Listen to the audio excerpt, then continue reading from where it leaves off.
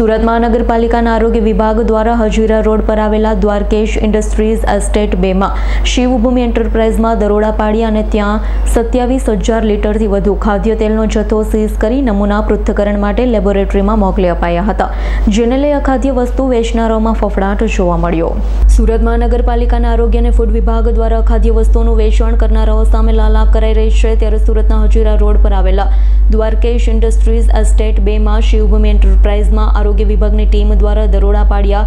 પાર્થ દેવચંદ ભંડેરીની સંસ્થામાં food inspection વિભાગના food safety ઓફિસરોએ Uttarayan police સ્ટેશનના સ્ટાફ સાથે સંયુક્ત તપાસ કરી સંસ્થામાંથી ખાદ્ય તેલનો શંકાસ્પદ જથ્થો હોવાનું સામે આવતા આરોગ્ય વિભાગ દ્વારા વિલીના રિફાઇન્ડ સનફ્લાવર ઓઇલના નાના મોટા ડબ્બા સહિત ડબલ ગુલાબ સિંગ તેલ સહિતનો 30,42,000થી વધુનો 27,381 લીટર શંકાસ્પદ તેલનો જથ્થો કબજે લઈ નમૂનાઓ પૃથ્થકરણ માટે લેબોરેટરીમાં મોકલી અપાયા હતા।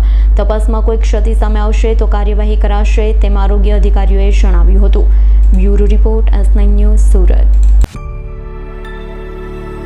અમારી તમામ માહિતીથી અપડેટ રહેવા માટે જોડાયેલા રહો S9 ન્યૂઝ સાથે।